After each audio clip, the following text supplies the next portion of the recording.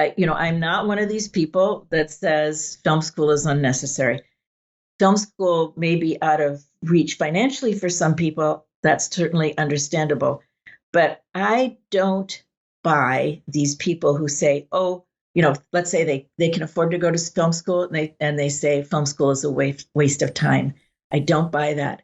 I think it's very important. This episode is brought to you by the best-selling book, Rise of the Film Entrepreneur, How to Turn Your Independent Film into a Money-Making Business.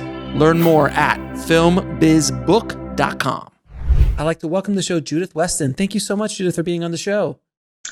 Thanks, Alex. I appreciate so much. I truly, truly appreciate you coming on the show because your book, Directing Actors, was such a big part of my early directing education, because a lot of the things that are in your book, they weren't teaching to me in film school, especially the film school I went to. They really didn't focus a lot on the directing aspect of things.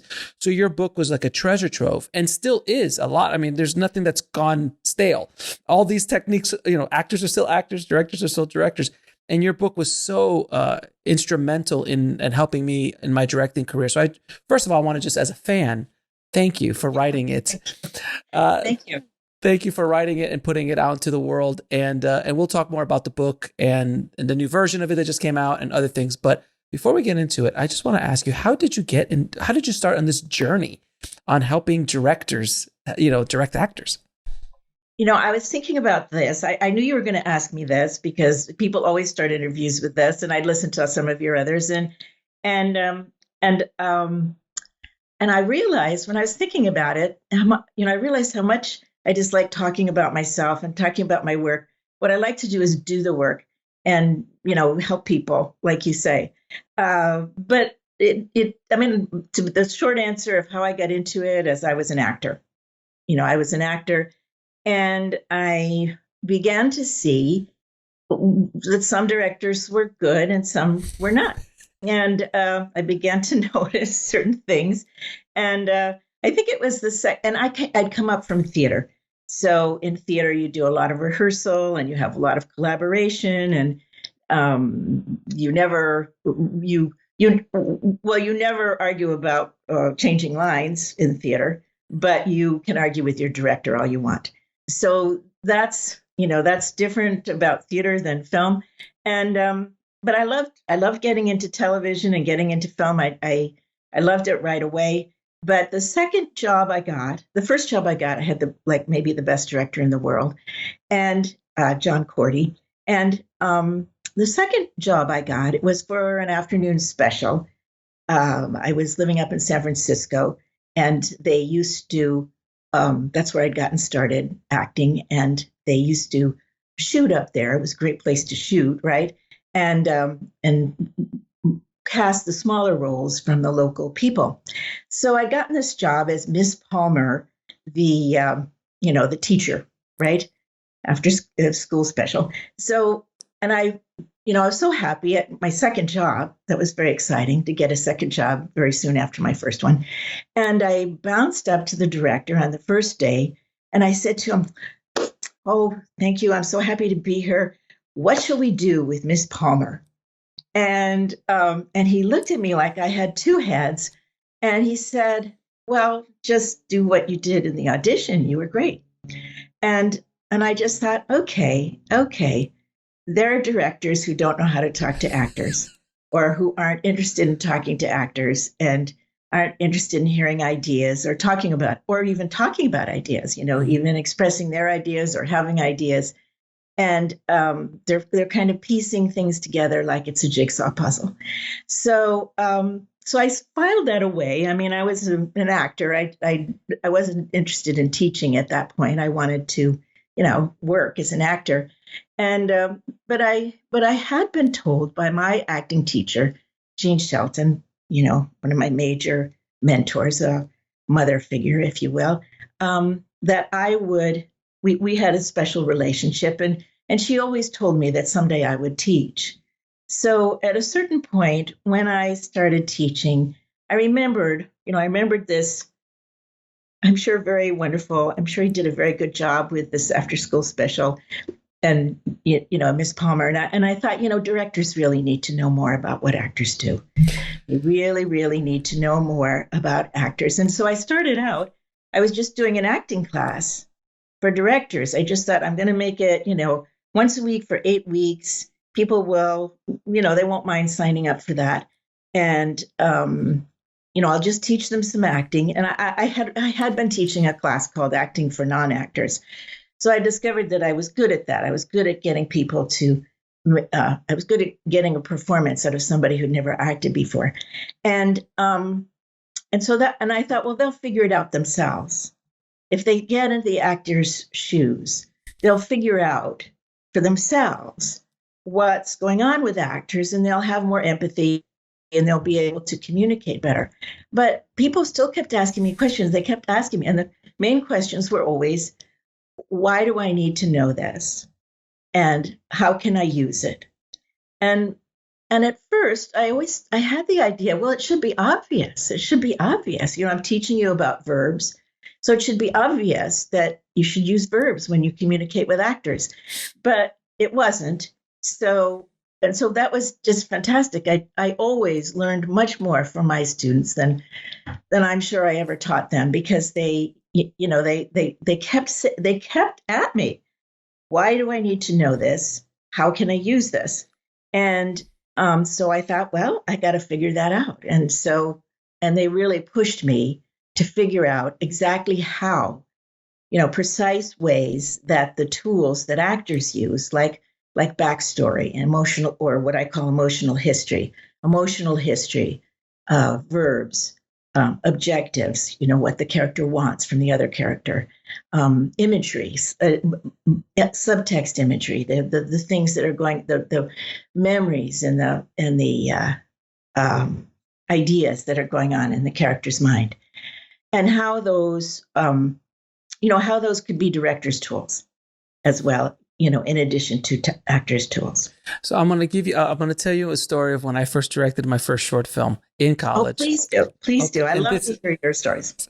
So when I got a group, I went to an acting studio and I went there and befriended a bunch of actors. I said, hey guys, we're doing a short film. And it was shooting in our apartment. It was some college, a bunch of college kids sitting around talking. It was, the experience of that I had at that point in my life. So we got all these actors together, and they came over, and we had all my technical stuff. I was shooting with the cameras, and I had my little crew together and everything. Then the actors started they went outside they started like kind of yelling and going, like trying to shake something out of themselves, like blah, blah, blah, blah, blah, blah, blah, blah. I had never seen anything like this before. And I'm like, oh my God, these people are crazy. And at that point, I realized, these people speak a completely different language than I do. We are, it's like Earth and Mars and Venus, it's like, it's just speaking another language. And I was able to communicate with them, and I was empathetic, and I was able to get, to a certain extent, there was some result directing in there. There was some other things, on the nose stuff that you do when you're a young director. But that was the first moment I realized, I'm like, I need to understand how these collaborators speak. Just like I had to learn cinematography language, composing language, production design language, all the other departments. As a director, you need to understand their languages. But actors specifically, because they're such an integral part of the storytelling process. And then that's when I picked up your book and I started learning a little bit more about what they do and how they do. Yeah. But I feel that there's so many directors that run when they get an actor like that, or actors like that, they're shocked and they just don't know what to do, let alone with all the pressure of trying to actually make a movie, let alone a bunch of actors yelling and screaming and doing things that they've never seen before. Right. Did you ever take an acting class? I did. I took a couple acting classes. In my day. I realized that I do not want to be an actor because it is. When I took the acting class, I realized, first of all, I became so empathetic to what an actor does and how they do it, and the exposure that they put themselves out there to do what they do. Good actors, at least, to do what they do. And from that moment on, I was always very kind in castings and things like that. But from when I became, you're a kind person, and that matters. That counts. I try, but I always realized that even in castings, which are brutal, I mean, I've seen casting directors shred, actors, and if I had any sort of power in the situation, I made sure to stop it. But I've seen it. I always made sure to be extremely kind and courteous and just empathetic to what they do, because it's such a sad thing, because you as an actor can prepare and do everything, and you might be awesome and you might know your lines and everything, but you walk into that room, you're not what they're looking for. And it's nothing, It's nothing personal. It's not a judgment on you, your talent. I'm looking for someone who's 6'5", African American, and you happen to be 5'8" and Asian. I'm like, it doesn't work. Your acting is fantastic, but it's not work for the part. Or I have something in my head that's not matching what's walking in. So I became very empathetic. And I think that's one of the keys of a good director, is to have empathy for what they're doing. I think that's the starting point. Then you build that relationship. Is that a fair statement? Oh, I think that's very important. I mean, one thing that I used to tell my acting, the class I taught was called Acting for Directors. I taught it for 27 years. And this workshop was limited to 12 people, 12 directors. And I used to tell them right in the beginning, I used to say, do you realize that actors think of people who are not actors as civilians? That they feel in a completely different world, and and that they're in a fight, they're in a battle, they're in a not a battle. It's fun, they love it, but so they're not going to get killed. I use the analogy of battle all the time. I always tell people I have shrapnel. I have a lot of shrapnel inside of me from this business, so I completely understand. but actors, they feel like people who are different from everybody else on the planet, and that includes everyone else on the film set. Which says a lot, because we're crazy. That's true. That's true. But actors still crazy. Actually, sometimes I make the analogy to it's like teenagers. That not that actors are more childish or more less mature, less developed than adults, but the way that adults think they like teenagers, but they really don't. That teenagers are too out of control.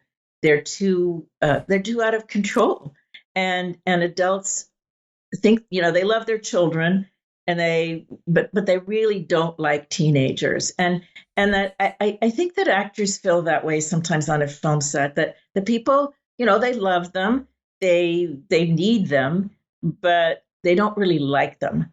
They don't really like that actors are loud and they hug too much and things like that, and they can be temperamental, and if they're not if they don't express the temperament they're feeling, they shut down, and you can't get them back just by dialing a knob.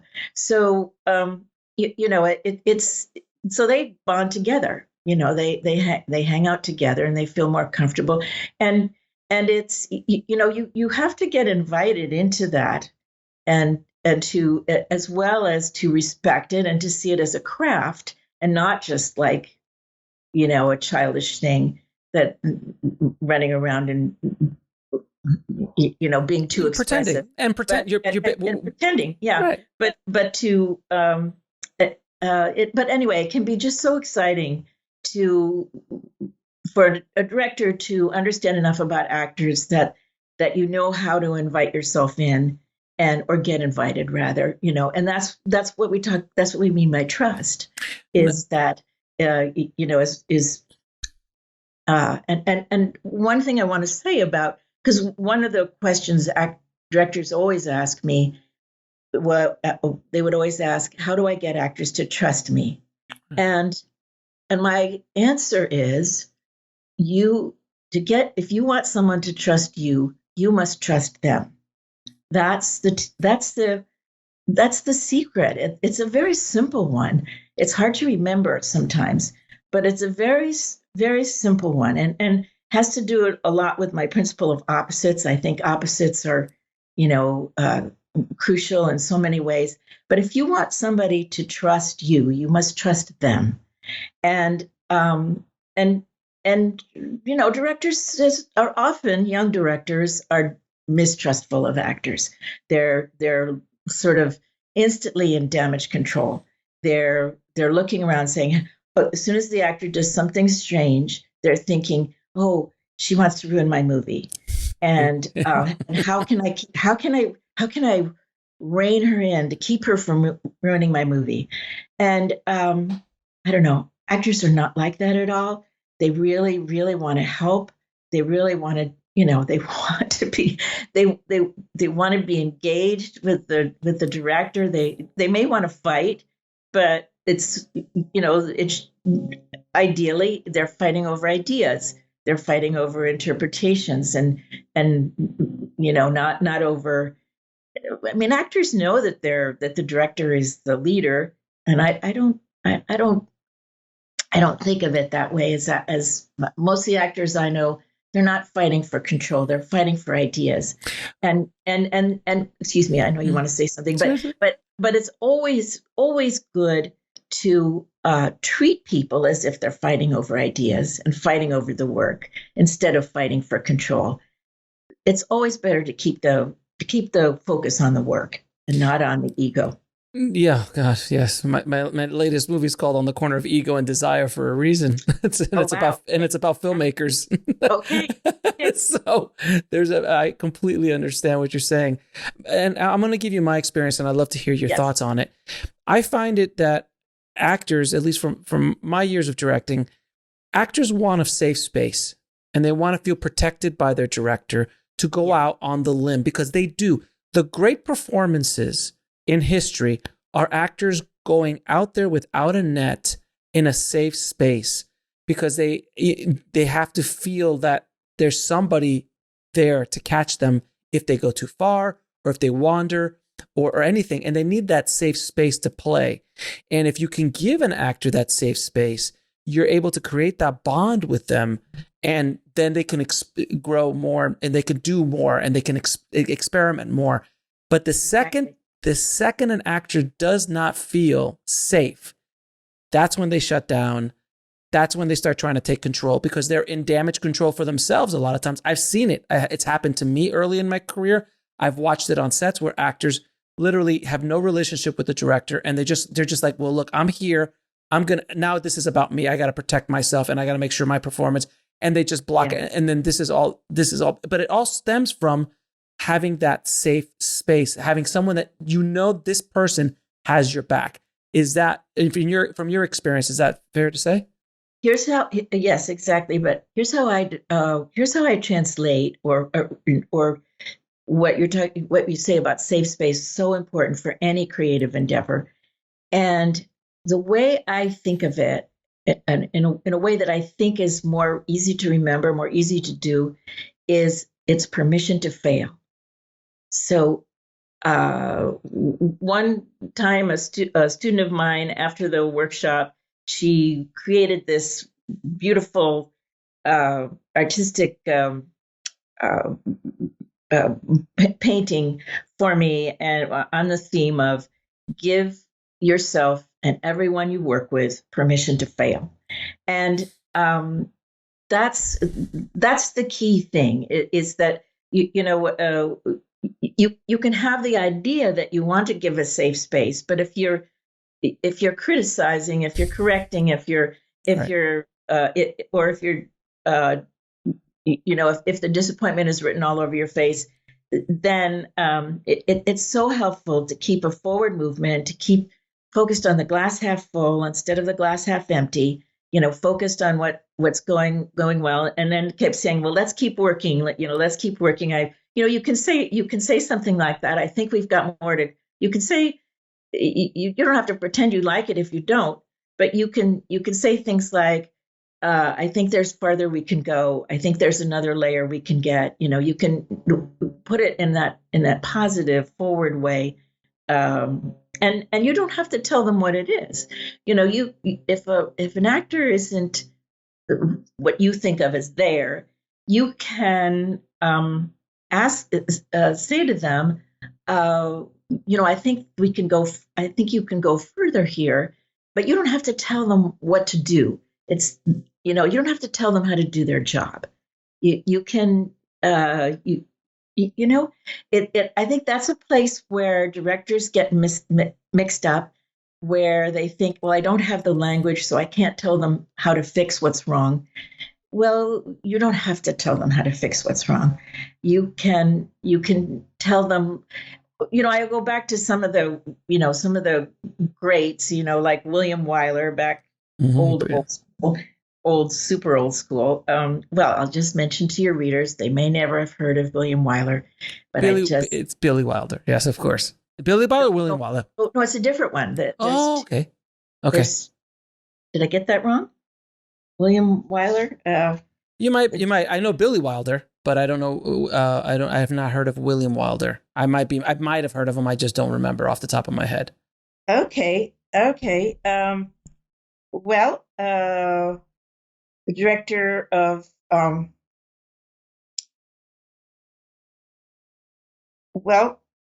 okay, never mind. Though he directed Ben-Hur, he directed a bunch of things back in the day. Anyway, a bunch of Academy Award-winning movies, but he's been dead a long time. Anyway, he used to after every take, he would just say, "Do it again." He would never give any particular direction. He would say, "Do it again," and of course, he shot a lot of film. He's cost the studios a lot of money because he would shoot and shoot and shoot without, and then eventually the actors would figure it out for themselves. Exactly. I was rehearsing with the camera running. Yeah, and like my last film I did, I basically was a lot of improv in those films, and I just kind of gave the actors a really beautiful, chorale to play. And I'm like, okay, guys, let's have some fun. Let's play. And my first film was very experienced, like extremely experienced actors. My second film was young actors. And it was wonderful to watch how I just like, hey, let's just play. And the difference between the seasoned actor and the younger actors, because the seasoned actors were like, this is fantastic. I've never had so much fun in my life. There's no pressure. Because it was so stress-free and it was like an anti-film set. And then the second one, everyone was, they had no idea. They were just like, this is fantastic too, but they were more scared. They were more scared of like approval and things. And I had the pleasure of directing Robert Forster in a project. Wow. Yeah, who just passed. And such a wonderful actor. Oh, he was wonderful. He was one of the sweetest souls I ever met. And when I worked with Robert, I was this is going back 10 years. I was a young director. He was Academy Award nominee Robert Forster, who's worked with Quentin Tarantino and many other big time directors. And he was as courteous to me and worked so hard on the project as if he would be walking on a set with Quentin Tarantino. It was fascinating to watch. And even when I gave him direction, he would turn to me and honestly say, was that what you wanted? Are you okay? Do you want me to do it again? He was kind of like coaching me a little bit on how to, because I was intimidated. I was like, Jesus, this is, Robert Forster. It was fascinating to work with someone like him. He was so, he comes from an older generation, obviously, but that generation of work ethic. And he's like, it was a short film he was doing for me as a favor. And he came in and he just did his work. And it was wonderful to work. When you work with seasoned actors, you realize, oh, this is what it's really supposed to be like. With a seasoned DP or seasoned production designer or anybody. It's fascinating. It really is. One question I want to ask you. We talk a lot about this, and it's something that you and I both understand what it is, but I really think the audience would help benefit from your explanation of it. What is result direction? Okay. It's best explained with examples. And that's how I started out the first chapter of directing actors, with these examples of result direction. So for one example, line readings. That's the simplest. That's the simplest, and I think that most people recognize. Telling the actor, let's pick a line. Let's say the line is, "When are you coming home tonight?" Mm-hmm. And the actor says, "When are you coming home tonight?" And then the director says, well, don't say it that way. Say, when are you coming home tonight? That's line readings. That's a line reading, right? Yeah. So that's very clearly, that's the result. That's the result, the way you want the line to be said. And that's maybe the simplest and most easily understandable example of result direction is telling the actor how you want it to be said. And it's and really, directors really have to get away from that. They really have to. They really have to. I mean, what I just did, the simplest way to translate what I just did was with intention or verb. When I said, "When are you coming home tonight?" That I had the verb, the intention to invite you to come home and to be welcome whenever you got here. And when I say, "When are you coming home tonight?" I'm accusing, right? So that's my verb, is to accuse, or you could call it an accusatory tone. I like to use the verb to accuse. And if directors start to understand the difference between, I just want to hear it the way I hear it in my head versus what's going on underneath. What is this character doing? What does this character want? What effect does the character want to have on the other character? Does the character want the other character to feel welcome and to feel warm, or does the character want the other character to feel threatened? Like you better do what you're supposed to do, or else you'll be in trouble. Mm-hmm. And so that's a simple example of, instead of asking for the result, to give some thought to what the intention is underneath. Another one, of course, is to ask for a mood. Can you make it more quirky? Can you make it funnier? Can you be angrier? Those kinds of things. Those are result directions. An emotional result: be angrier, be cuter. Things like that. Be more disappointed. So let's say, instead of saying you're angrier, would you suggest, like, talking to the actor? I'm like, okay, instead of this part, I mean, you obviously could say, I want you to be angrier. And it's very... You can say that. Yes, of course. Say that. Yeah. Of course you can. But I never want to tell anybody. No, I never want to be the language police. Okay, can you make it a little angrier? No. But then if you can talk to them in the sense of the scene, like, you know what? Instead of doing it angry, I'm like, you just found out that she's cheating on you. Go with that. Is that a direct? I mean, if that's the tone you want, because if you like, what was that? The line? What was the line you just said? Are you coming home for dinner? If you say you just found out that she's cheating on you, and you say that line, it's going to have a completely different energy behind it. Is that a good way of doing it? Here's the thing. I really think it should connect to the script somehow. Of course. And it should also be a collaborative with the actor. So I always will start with a question. I'll always ask the actor, what do you think is going on here? Okay. Instead of jumping in with telling them how I want them to do it. And especially if you're saying you just found out that she's cheated on you, if it's not in the script, I mean, that's of course you can make that adjustment. You can make that, as if you just found out that she's cheated on you. That's perfectly permissible to make adjustments that are different from the facts that are given in the script. But I don't know. I don't feel quite right just unloading that on an actor, because I'm still asking for a result. I'm just pretending that I'm not. It's really a little bit lengthier process of asking, what do you think is going on? What do you want from this in this scene? And one thing I want to find out first by asking that question is, do they have an idea that they're really invested in, that I would be very well served by listening to? Okay. So, if I say, what's your idea about the scene, or what do you want here? What are you working on? And if they say, well, they very well might say, I know you want this angrier than what I just did, but I have this idea that I'm going to trick her into thinking I'm not angry. and then, and then surprise her with a disaster later on, then, that's a real idea. That's, that's worth looking at. That's worth paying attention to. And then you can say, I totally, and you can still say, I totally understand that. That's a great idea. I really love it. Here's the reason why I think he starts out with accusation right out of the box. Then you give him a reason. And yeah, go ahead. So thank you. That was fantastic. I think that was very beneficial for everyone listening. The one thing I see when I look at a performance, especially when you're looking at shows or movies, is the honesty behind it. Mm-hmm. And that honesty is something that you can smell. You can yes. Most people can't pinpoint it.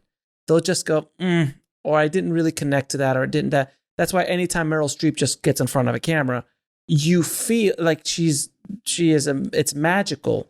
Mm-hmm. How she just embodies whatever she does so effortlessly at this point in her career.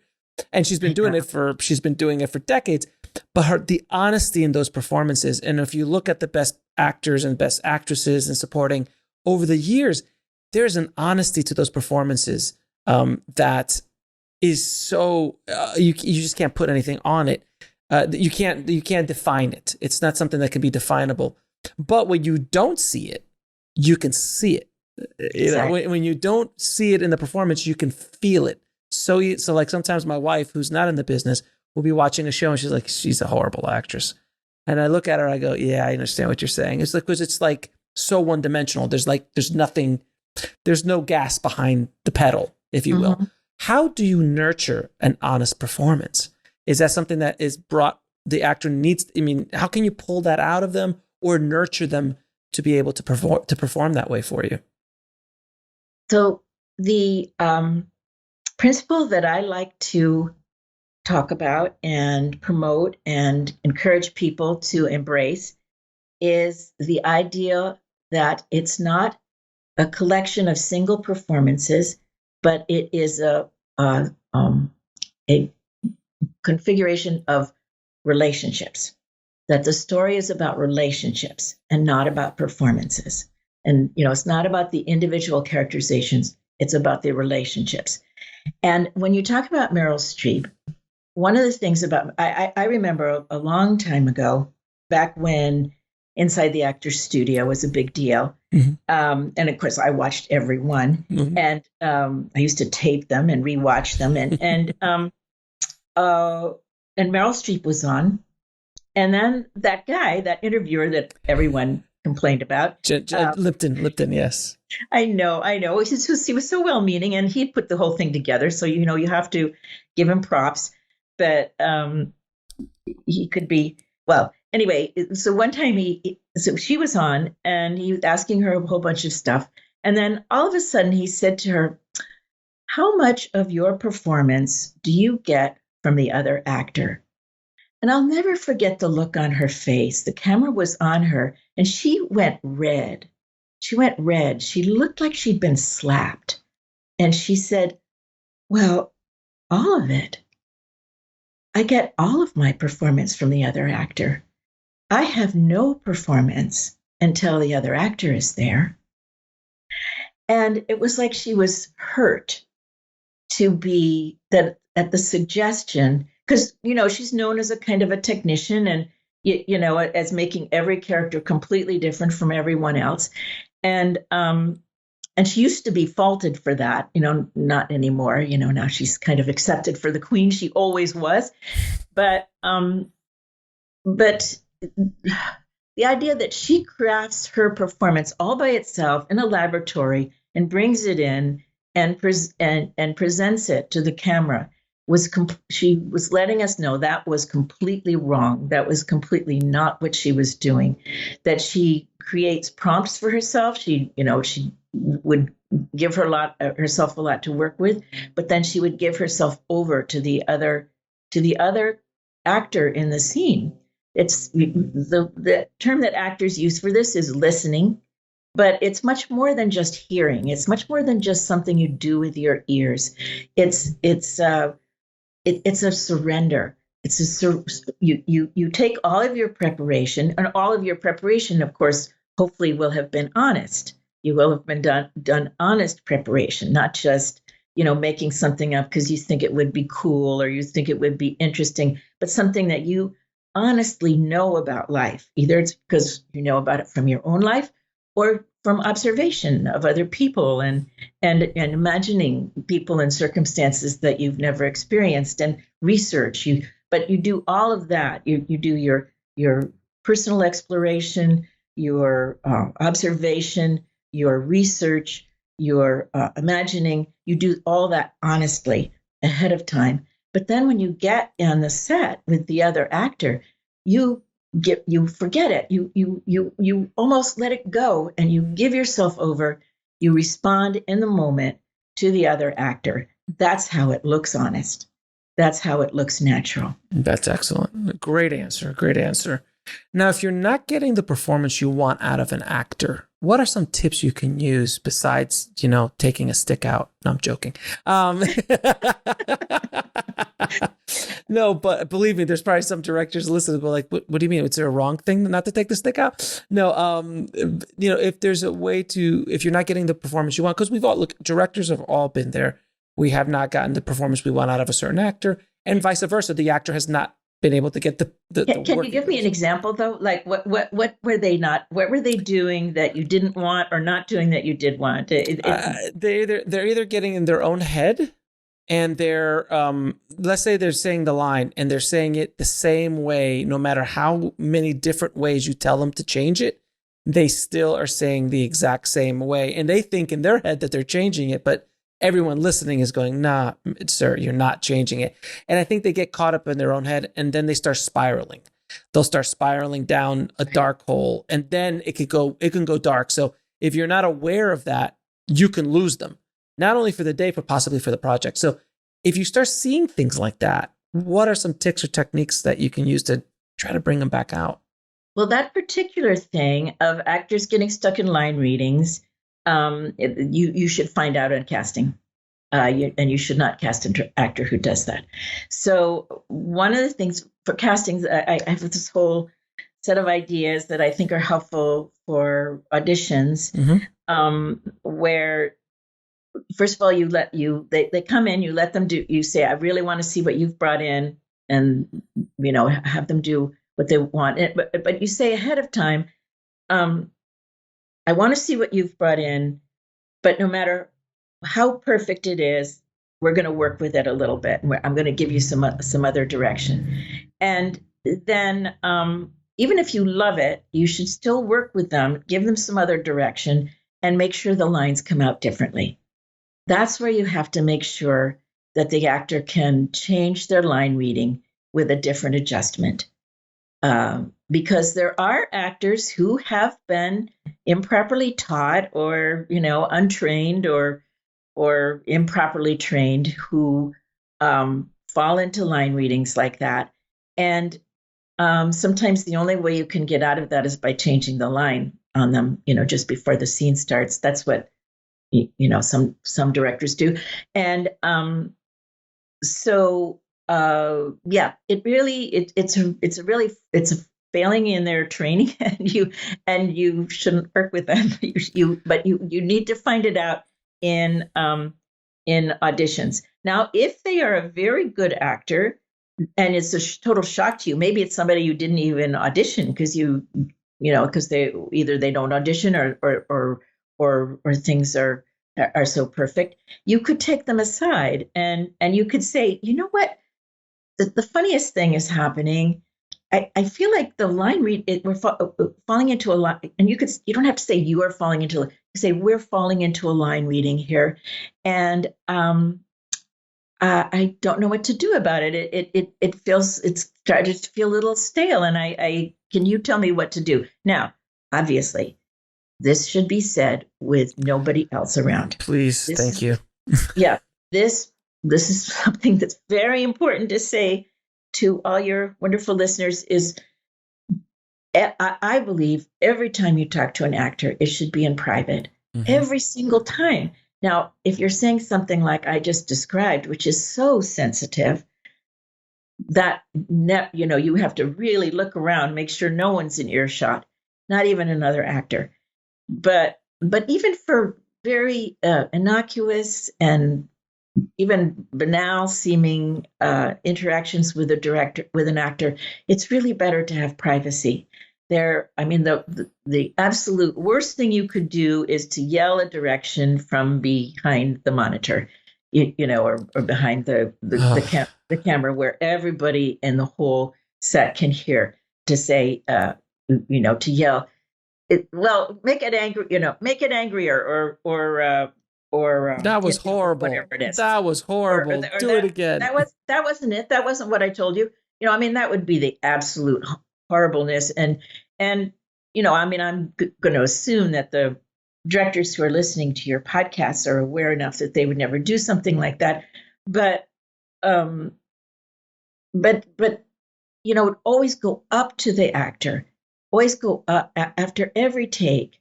Go up to them, even if you have nothing to say. Even if you go up to them and you just smile at them and say, I got nothing to say, but we're going to go again. To make a personal connection, and anything you say to them, if you say, I think we should try a different adjustment. What ideas do you have? That you say that privately, or even if you very specifically say, I want you to really punish her this time. That you don't let anybody overhear that, but especially the crew, not to let any of the crew overhear. Because here's why, is that, the crew then becomes an audience, and they become judgers. They become judgers. They hear the direction, and then they're watching the actor to say, is she going to do that this time or not? And there's no need for that. That's not what they're hired for. They're hired for, they're very, very skilled at what they do, and that's what they're hired for. They're not hired to judge whether the performance. And sometimes people ask me, they say, well, gosh, what if it's you're shooting in a small location, a small room, and the sound guy and the camera operator, they're close by. It isn't possible to talk to the actors without them overhearing. And I have to say, well, yes, it is. You could whisper. Yeah.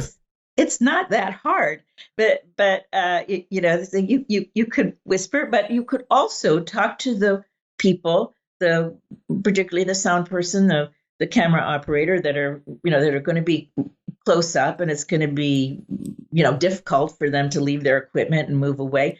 You could say to them ahead of time, I'm going to want to speak to the actors privately after every take, and I'm not going to banish you from the room for each of those occasions, but I'd like to ask you to not listen. I'd like to ask you to turn your attention away and allow and give us the privacy.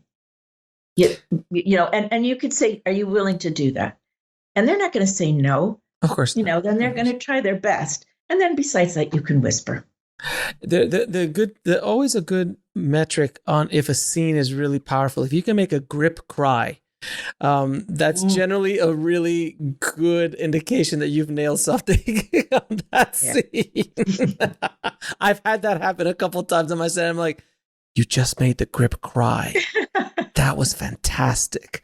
Well, I always, when I was acting, when I was acting in, TV shows or whatever, I was used to the theater, so I loved an audience. I liked to have an audience, so I was always playing to the room, to the room, to the crew, and so I used to like it when sometimes, because I never was the lead in a television movie or show, but I used to like it if one of the crew members would come up to me and afterwards and say, yeah, you're a real actress. I really thought you were great. So especially Chris, sometimes it just meant that they they were irritated with the star. But anyway, Now I want to be so mean. Oh no, Cruz! No, look, Cruz is. It's my job as a director to create a safe space. If I've had crew people walk up and say not cruel, but just dumb things or something that throws an actor off their game. And as soon as I find out about that, I fire or either have a stern talking to or fire that crew member, because you can't have that kind of energy on set if you're trying to create a good environment for not only for the actors but for everybody involved. I mean, sometimes I think it's the crew wants attention too. They want to be respected, and but it's not a zero-sum game. It doesn't have to be if the actors are respected, the crew is disrespected. It's not zero. We're all in this together. We're all in this together. Now, one area of directing that doesn't get spoken about much, but it is something that a lot of directors will have to deal with, is directing children. Any tips on directing children? Because I've directed children a handful of times in commercials, and it's fun, to say the least. But I've never had to pull a very dramatic performance out of a child or anything like that. Though I've heard some horrific stories of how directors get those performances, which are illegal here in the States, but I've heard them elsewhere. That's been pretty brutal as well. I know. I think I know the movie you're talking about, but we won't get into that. But yes. Yeah, but well, I think people should know that when a child is younger than 7.5 or 8, then if you make them go through really difficult, terrible emotions, they will be damaged. That is the way it is. Do you have children? I do, and they're about they're that age range. So when children are, somebody told me this once, and it just opened everything up. When they get to like 7.5 or 8, probably, then they start to have an independent imagination. They start to have independent ideation. And they can look around at the world and make up their own mind about what's going on. But when they're younger than 8, everything that comes in they're like a sponge. They believe everything. That's why they believe in Santa Claus. They're told they're Santa Claus. I mean, it's very unlikely, right? Judith, let's lay Santa Claus is real. Let's just put that out there. I don't know where this rumor started. It is horrible. Let's just put it out there. Let's put an end to it right Let's here. Put an end to it. Santa Claus is real. Just in case my daughters ever listen to this. So let's just put that right to this. Santa Claus is real. I'm hoping to get at least 1 or 2 more years out of it. So please. Yes, Virginia. Santa Claus. So, but they will believe whatever they're told, because they don't know any. Of course, until 8. It's not a question of some children are more mature than others. It's wiring in the brain. It's the development of the brain. So if a child is younger than 8 and you're asking them to go through horrible things, they will be damaged. So you don't want to do one of my students, Jennifer Fox, she directed this movie that was bought by HBO. It's called The Tale. I don't know if people have heard of it. It was kind of a big deal. And it was about, it had to do with, child sexual abuse.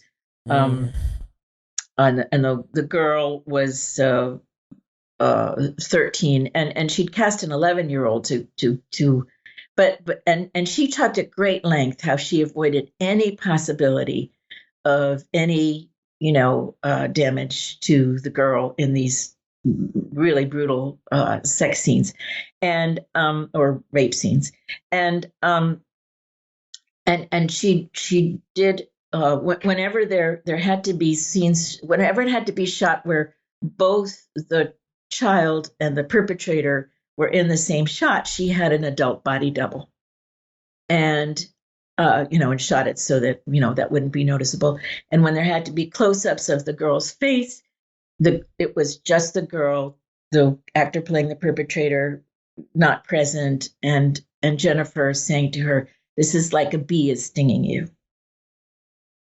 Right. That kind of thing. So you know, that kind of thing, to take it out of there. So you got to put it, you have to put it down to their level. You can't say, okay, now you're getting raped and this is the way it is. No. I mean, I know you and I look at it like, this is funny, but that's what people will do. I've seen it. I'm like, dude, you can't say that. But to bring it down to the level of the child and just go, and I love that stinging, the bee stinging thing is wonderful. It's a wonderful analogy of it, because that's how you have to direct the child. You have to speak there. If you have to go through two levels of language, the actor's language and then child language. So you have to kind of do both. Exactly. And then if people are interested, look up interviews with Jennifer Fox about this movie, The Tale. There's really good stuff there. Okay. The other place to look for great advice about working with children is on the extras, the DVD extras of a movie called Rabbit Proof Fence. Mm-hmm. Do you know? I know that movie. Yeah. I am blanking on the director's name. How could that be? This wonderful Australian director. Yes, it was an Australian film. I forgot the name of it too, but we'll look it up. Don't worry. Okay, insert it later. Okay. Yes. I don't want. It'll be in the show notes. I'll put it in the show notes. Don't worry. Yeah, and it's a wonderful movie. Well, as you know, since you've seen it, it has 3 leads, children. Their ages are 9, 7, and 5. That's really danger spots. And anyway, he goes into great detail. He does a commentary on the whole show, working with them, and then there's an little featurette about the casting and the rehearsal with them, which is fantastic. Now, some of that there's the 40-minute featurette is on YouTube, so you can find it. Mm-hmm. Rabbit Proof Fence, making a featurette, and it's really, really helpful. And as I've listened to it a number of times, and as if I boil down what he did, he looked for children who had who could play an objective, and who had imagination, and who were not afraid of the camera. And that's the main thing. And it took a long time to find them.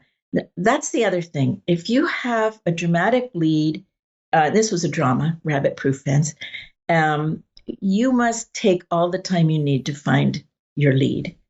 I had read, Beasts of the Southern Wild, mm-hmm. which is a wonderful movie. And they found that little girl. I mean, you can't imagine anybody else in the world playing that role. Well, the director said in interviews that he met with 4,000 children. Mm-hmm. 4,000. Yeah, Kubrick for The Shining, he met, I think, around 4,000 or 5,000 kids at the time as well. I mean, they all do. The good ones, and you have to just keep looking until you find the right one. I was just listening to, I can't remember where I heard this, but somebody talking about the director of To Kill a Mockingbird. Mm-hmm. So now, Beasts of the Southern Wilds, just a few years ago. Rabbit Proof Fence was, I don't know, maybe a decade. 10 years ago, something like that. But To Kill a Mockingbird made a long time ago. And what this director used to say for the rest of his life, people would say, "Where did you find those children?" And he said, "I searched for 6 months." So this is something that has always been true, that you have to, to find a child that has the imagination, mm-hmm. and the commitment. There's an objective. The objective has to do, again, with listening. It's like, I want something from you, and I'm paying attention to you as to whether or not I get it. Yeah, and I think also another element of that is this true connection. As a director, you're looking for a connection with your actors on on a different level than just performer and director, especially with children. There has to be a rapport. There has to be a comfort level. There has to be that intangible thing when you're working, especially, I mean, commercials are different, but if you're working in a narrative scenario, there has to be some sort of thing there, because if there isn't, that's the thing you're going to fall back on when the things get really rough or tough in the scale of just making a movie. That connection, that rapport is so important. I remember watching Spielberg, some behind the scenes of Close Encounter of the Third Kind. If you remember that scene with the little boy, you remember the little boy in Close Encounter, the beautiful. Yeah. There's a little boy in Close Encounters, and the scene where the aliens open the door, and we don't see the aliens yet. We just the door opens and the little boy is there. And in one, to direct them, Spielberg had one scene, a guy dressed up as a werewolf jump out really quickly, to kind of jar him. And then he was like scared for a second, and then Spielberg jumped out as a bunny rabbit, dressed in a bunny rabbit outfit. And he knew it was Spielberg because he's a director. And he jumped out, and then he just started to smile, and that's how he pulled the performance out of that child. Oh. And that's why Spielberg is Spielberg. And he did that back in 77, 76. So yeah. It wasn't like older Spielberg, it was young Spielberg. That's just genius. Now, I was going to say it's young Spielberg, but yeah, yes. Yeah, because he was like a kid himself. Yeah, and still is to many ways. Now, I could keep talking to you for hours, Judith, but I'm going to ask you a few last questions I ask all of my guests. Yes. What advice would you give a filmmaker or director trying to get into the business today? Okay. Do you mean other than go to film school? Yes. Because I think people should go to film school. I'm not one of these people that says film school is unnecessary. Film school may be out of reach financially for some people. That's certainly understandable. But I don't buy these people who say, oh, let's say they can afford to go to film school, and they say film school is a waste of time. I don't buy that. I think it's very important not to just try to be a filmmaker all by yourself. You have to work with other people. That's one of the best things about film school.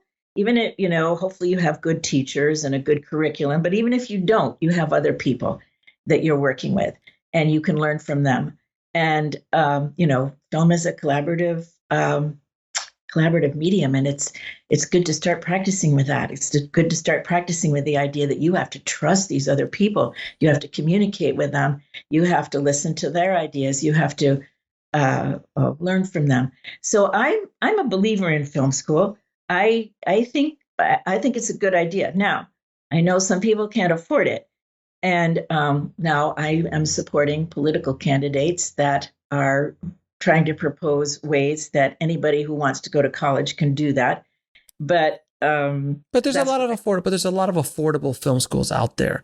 Even community colleges have, there's so many options out there. Even in Hollywood, there's Santa Monica College. There's LACC. There's community colleges. So I'm a believer in that. I'm a big part because of the community, because of learning from other people, and not just thinking about how do I become a filmmaker, but how do I build my community? How do I build my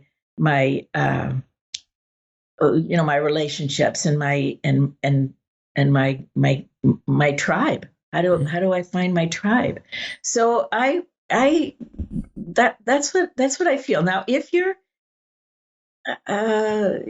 for whatever reason you feel like you can't bear, I do reject the idea that film school is a waste of time. But if you feel like for whatever reason you can't bear to go to film school, school is just that disorienting to you or whatever, then you have to find some other way to make connections. I mean, networking is a part of it, and being, finding people to collaborate with, but you start whatever way is right for you. If color is your thing, then figure out how to tell a story with color. But I do feel that all directors should take an acting class at some point. I agree with you 100%. And if you and to not do it because you're going to decide whether or not you're good at it. It doesn't matter if you're good at it.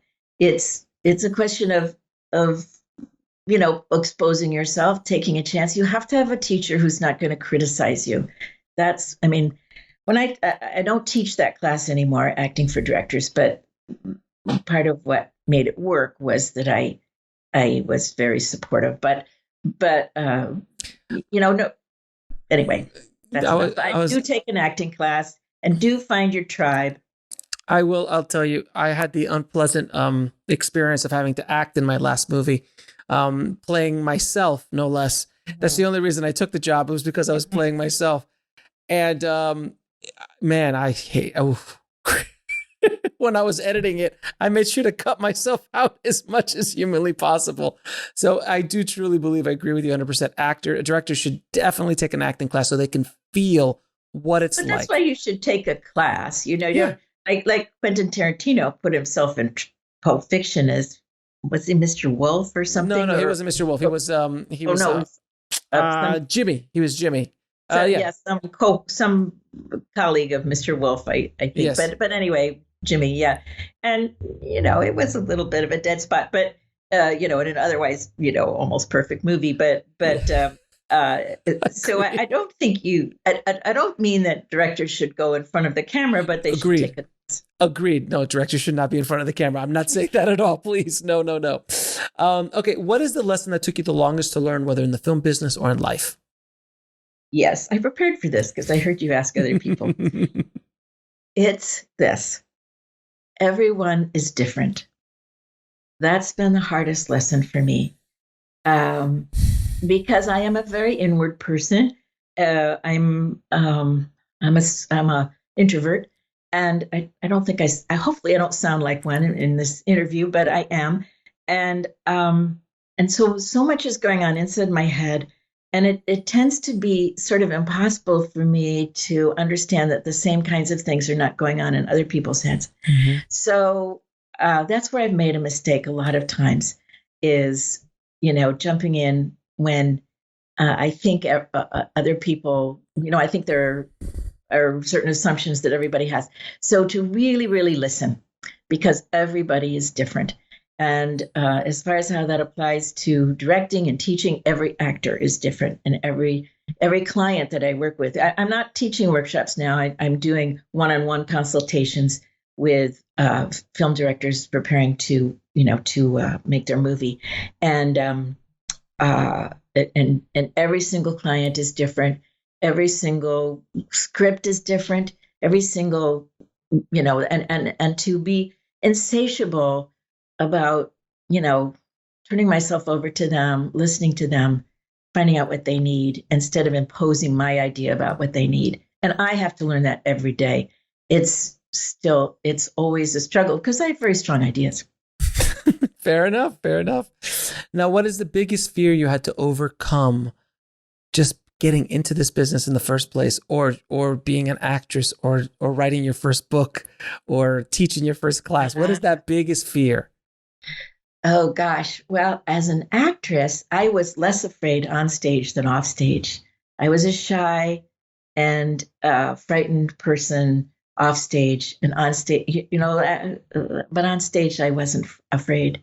So I don't know how that happened, but I just was so lucky to find it. So my biggest fear was that I wouldn't get to do it. Once I started teaching, I loved it so much. The first night that I taught my very first class, I couldn't sleep the whole night. I came home and I just couldn't sleep the whole night. And that used to happen after every class I taught for a long time. And my only fear was that I wouldn't get to keep doing it. So I don't know. That was. I think you have to find a part of the, if you want to be in the business, you have to find a part of the business that makes you feel like you're home, Fair enough. I think you do. And three of your favorite films of all time. All right. I knew this was coming too. So what I decided to do is to start with just in the last year and a half. Because I'm an older person, and Sure. I don't know that your listenership wants to hear, oh, the 70s, nothing good happened after the 70s in American films. But so I decided to think about my three favorites of the last, I was going to say year, but then I stretched it Few years to include First Reformed, Okay. which came out a year and a half ago. Okay. First Reformed by Paul Schrader with Ethan Hawke. And then currently Parasite is in the theaters nice. now. Nice. Which is have you seen it? No, I have not. Oh God, you've got to see it. It's brilliant movie. Okay. And then earlier this year, The Last Black Man in San Francisco. Yeah, I heard wonderful things about that. Yeah. So those three movies of the last year and a half are, movies that I really want everybody to see that moved me tremendously. Now, if you want to include television, then of course that's a whole other conversation. Yeah, there's so much good television. I want to say When They See Us, because that was directed by one of my students, Ava DuVernay, and then yesterday I saw Jojo Rabbit, and I thought, well, I'm too. Dying to see Jojo Rabbit. I hear it looks so amazing, and I just hope it does. Yeah. I hope it looks like it's as good as it is. I think it surprises people. But I loved it. I loved it. And then Taika has taken classes with me too. So it's very dear to my heart. And I love movies where you have to kind of figure something out about the filmmaker's heart. Right. And or what you could call their intention. And in Jojo Rabbit, to really understand it and enjoy it, you have to kind of find your way into Taika's heart. And of course, I've seen all his movies, so I'm sort of and I've worked with him, and so I'm already there. But anyway, it's really worthwhile, even if you don't know him already. And that's true of Ava. Is that you get clues to the heart of another human being, and it's true of Parasite, and it's true of Last Black Man in San Francisco, and it's true of First Reformed, and so anyway, that's awesome. Somewhat current movies. I won't go back and talk about A Woman Under the Influence. Well, of course, John Cassavetes. I mean, it's fantastic. Or Dog Day Afternoon. I'm not going to mention them. I mean, well, they're fantastic. I mean, you can absolutely mention them. Both those films are fantastic and should be watched by everybody.